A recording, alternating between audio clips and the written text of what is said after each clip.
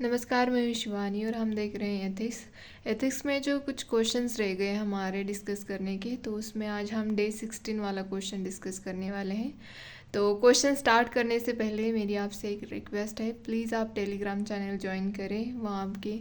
वहाँ पे जो डेली हम क्विज़ देते हैं उसको सॉल्व करें, क्योंकि वो बहुत ही ज़्यादा इम्पॉर्टेंट है। PYQ बहुत ही इम्पॉर्टेंट है। आप अगर वहाँ पे नहीं सॉल्व कर रहे हैं तो प्लीज़ आप खुद से भी तो ट्राई कर सकते हो, PYQ सॉल्व करें।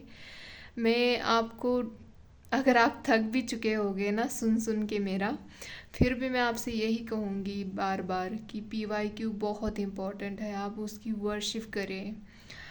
और चलो फिर देखते हैं क्वेश्चन क्या है। और मैंने मतलब यही एक मिस्टेक है जो हमें नहीं करनी होती है, जो न्यू है, जिनका फर्स्ट अटेम्प्ट है या सेकंड है, फिर भी समझ में नहीं आता है। इंसान अपनी गलतियों से ही सीखता है। दूसरे कितना भी चाहे बताए आपको, फिर भी हम सुनते नहीं है ना। मैं आपका क्या बताऊँ, मैं खुद भी मतलब खुद का भी एक्सपीरियंस है मेरा। लोग हमें बहुत कुछ बताते रहते हैं उनके एक्सपीरियंस के अकॉर्डिंग, बट हम सुनते नहीं हैं जब तक हम खुद से वो एक्सपीरियंस नहीं लेते हैं। तो इतना टाइम नहीं है कि हम हर चीज़ खुद के एक्सपीरियंस से सीखें, कभी कभी दूसरों के एक्सपीरियंस से भी सीखना चाहिए।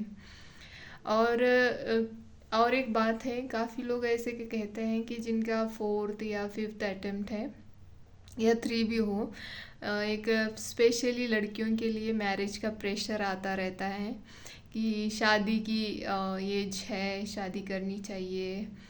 तो आप ना, अगर कोई आपसे कहता है तो प्लीज़ उनसे कांटेक्ट कम कर दीजिए, जो भी आपको ऐसे कहता है। क्योंकि एक बार अगर आपने डिसाइड कर लिया है ना, तो फिर पीछे मुड़ के नहीं देखना चाहिए। और चाहे कुछ भी हो जाए, आपका निर्णय मतलब जो भी आपका डिसीजन सही हो गलत हो कुछ भी हो, लेकिन एक बार अच्छी तरह से सोच लीजिए। और फिर बाद में मुड़ के मत देखना कि शादी रह गई या उम्र जा रही है, कुछ मैटर नहीं करता है। आपका डिसीजन मैटर करता है, और डिसीजन ऐसे लीजिए पूरा सोच समझ के लेना। अपने मतलब कुछ लोग फैमिली से बहुत अटैच होते हैं, तो उनके बारे में बहुत सोचते रहते हैं। तो अगर आपकी फैमिली मतलब आप आपके फैमिली से प्यार करते हो ना, तो वो भी आपको समझ लेंगे, क्योंकि वो भी आपसे प्यार ही करते होंगे ना। तो वो भी आपको समझ लेंगे और आपको अच्छा खासा टाइम दे देंगे। ज़्यादा नहीं, हमें 2 साल काफ़ी होते हैं इस जर्नी को कंप्लीट करने के लिए। तो अच्छे से प्रिपेयर करें, फुल फोकस के साथ पढ़े, क्योंकि अभी टाइम जो है, शायद मैं जनवरी से ये सब बातें ना बताऊं, तो इसीलिए मैं अभी बता रही हूँ। क्योंकि अभी यहाँ से बहुत इम्पोर्टेंट है, क्योंकि प्रीलिम्स और मेंस को बैलेंस करना ये हर किसी की बस की बात नहीं होती है। तो आप देखिए आपको क्या, मतलब आप कैसे बैलेंस करते हैं, क्योंकि हमें मेंस को भी छोड़ना नहीं होता है बीच में। तो हमें प्रीलिम्स और मेंस को साथ लेके चलना है, और प्रीलिम्स को भी क्लियर करना है। और फिर प्रीलिम्स क्लियर होगी तो मेंस भी तो लिखेंगे ना हम। तो यही आज का मेरा कहना है। ये गलती ये मत करना कि आप मेंस की आंसर राइटिंग नहीं करेंगे क्योंकि प्रीलिम्स पास आ रही है। जब मतलब ऐसे क्वेश्चन चूज़ करें लिखने के लिए जो कि प्रीलिम्स के लिए भी इम्पॉर्टेंट हो। मतलब ऐसे टॉपिक चूज़ करें राइटिंग के लिए जो जिसका प्रीलिम्स में इम्पोर्टेंस है। तो चलो देखते हैं, आप प्लान करिए बैलेंस कैसे करना है प्रीलिम्स और मेंस को। तो और फिर अगर कोई भी आपकी क्वेरीज आती है तो मुझे कमेंट बॉक्स में बताना, और टेलीग्राम चैनल की लिंक मैं आपको कमेंट्स बॉक्स में ही दे दूँगी। तो चलो देखते हैं क्वेश्चन क्या है, बहुत सारी बातें हो रही है। Social values are more important than economic values. Discuss the above statement with example in the context of inclusive growth of a nation. तो यहाँ पे हमें सोशल वैल्यूज़ और जो इकोनॉमिक वैल्यूज़ होती हैं इसमें किसको ज़्यादा इम्पोर्टेंस देना है। तो यहाँ पे बताया गया है कि सोशल वैल्यूज़ को ही इम्पोर्टेंस देना चाहिए। तो उसको डिस्कस करना है एग्जाम्पल के साथ, in the context of inclusive growth of a Nations. तो यहाँ पे मैंने लिखा है, थोड़ा यहाँ पे मैंने जो यहाँ पे लिखा है ना, यहाँ पे थोड़ा ऐसा पैराग्राफ टाइप में लिखना चाहिए था, बट मैंने साथ लिखा है, तो अब ऐसे लिखिए। तो पहले देखना है कि सोशल वैल्यूज़ क्या है। सोशल वैल्यू जो होती है वो एम्फेसाइज करती है किस कंसेप्ट पे, social justice, harmony and equality, ये सोशल वैल्यूज़ हैं। तो सोशल वैल्यूज़ का इन्हीं वैल्यूज़ के ऊपर ज़्यादा फोकस होता है। On the other hand economic values emphasize on the value of profit, consumerism, materialism and maximum productivity, इन चीज़ों पे इकोनॉमिक वैल्यूज़ का ज़्यादा फोकस होता है। However, in the context of inclusive growth of a nation, it is important to prioritize social values over economic values. तो हमें अब यहाँ पे एग्जाम्पल के साथ देखना है कि कैसे हमें सोशल वैल्यूज़ को ज़्यादा प्रायोरिटी देनी चाहिए रादर दैन इकोनॉमिक वैल्यूज़। तो यहाँ पे फर्स्ट लिखा है मैंने एजुकेशन में।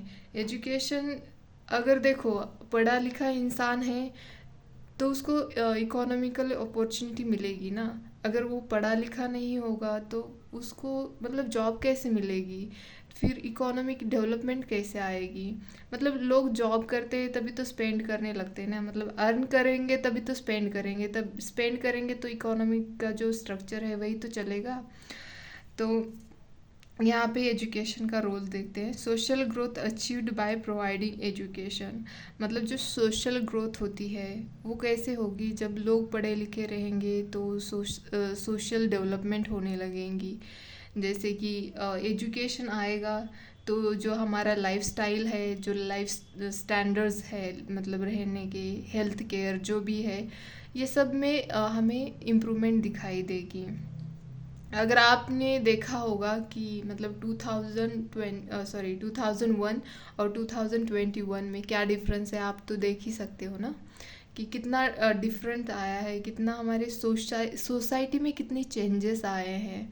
तो इसका क्योंकि पहले के मतलब जो पहले के टाइम था उस टाइम पे लोग इतने एजुकेटेड नहीं थे जितने आज के टाइम पे हैं। तो इसी वजह से हमें मतलब कहीं ना कहीं इक्वालिटी भी दिखाई देती है और ज़्यादा लोग मतलब सोशल जो मतलब सोशल कैपिटल होता है उसमें भी इम्प्रूवमेंट हमें दिखाई देती है। तो यहाँ पे मैंने एग्जांपल दिखा है, right to education, children's provide free education, जो मतलब 6 to 14 एज के, मतलब 6 to 14 एज है वहाँ तक हमें एजुकेशन फ्री में मिलता है ताकि सब लोगों को इक्वली एजुकेशन मिले, जो भी पुअर लोग होते हैं उनको भी एजुकेशन मिले। तो इसीलिए ये मतलब फंडामेंटल राइट्स में ऐड किया है राइट टू एजुकेशन। तो यहाँ पे इससे क्या होगा, तो resulting better outcomes and social wellbeing.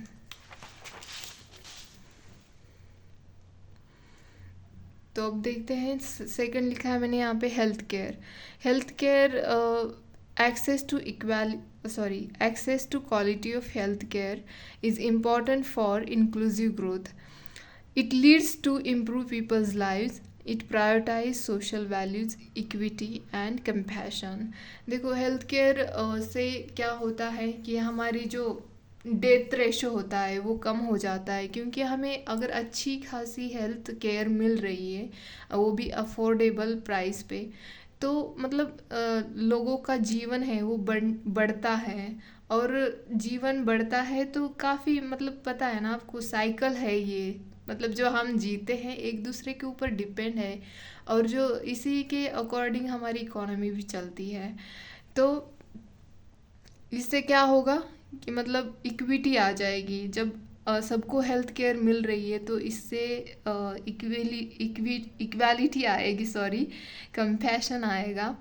तो इसी का एग्जांपल मैंने यहाँ पे लिखा है, आयुष्मान भारत योजना provide health care to economically challenge sections of the society, या इकोनॉमिकल वीकर सेक्शन भी कह सकते हैं हम, to prevent cost, provide more access to vulnerable people resulting better health outcomes.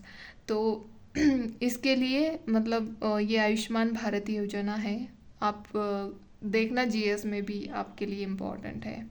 तो ये 2 एग्ज़ाम्पल मैंने यहाँ पे लिखे हैं, जिससे हमारी मतलब जो सोशल वैल्यूज़ हैं उसको मोर प्रायोरिटी देनी चाहिए इकोनॉमिक वैल्यूज़ के बदले, मतलब बदले नहीं सॉरी, सोशल वैल्यूज़ को ज़्यादा इम्पोर्टेंस देना चाहिए रादर देन इकोनॉमिक वैल्यूज़। तो ये दो यहाँ पे मैंने एग्जांपल लिखे हैं, जिससे मतलब अगर आप सोशल इम्प्रूवमेंट करेंगे तो इकोनॉमिकल इम्प्रूवमेंट ऑटोमेटिकली आ जाएगी, क्योंकि लोगों का जो, अगर आप हेल्थ केयर प्रोवाइड कर रहे हो अच्छा खासा, तो लोगों का जो हेल्थ केयर के ऊपर ज़्यादा मतलब खर्चा होता है वहाँ पे कम हो जाएगा, बजाय दूसरी जगह पे मतलब जो मतलब दूसरी जगह पे डेवलपमेंट करनी चाहिए ना उनके लाइफ में, वहाँ पे वो अपना पैसा इन्वेस्ट कर सकते हैं। तो इससे इकोनॉमिकली भी मतलब इकोनॉमिकल भी बेनिफिट होगा, इकोनॉमिकल डेवलपमेंट भी आएगी। So therefore we need to focus on social values than the economic values in order to achieve inclusive growth, sustainable development and social well-being. तो अगर आप सोशल ध्यान रखोगे तो इकोनॉमिकल डेवलपमेंट वैसे भी आनी है। तो इसीलिए यहाँ पे कहा गया है कि क्वेश्चन में आप सोशल वैल्यूज़ पे ज़्यादा फोकस करें बजाय इकोनॉमिकल वैल्यूज़ पे। तो ये था मेरा क्वेश्चन डिस्कशन। थोड़ा सा गड़बड़ हो रही है क्योंकि मैं थोड़ा मतलब अच्छा फील नहीं कर रही हूँ आज, तो उसके लिए सॉरी और धन्यवाद आज के डिस्कशन के लिए। तो अगर आपको पसंद आता है प्लीज़ लाइक शेयर सब्सक्राइब कर दें।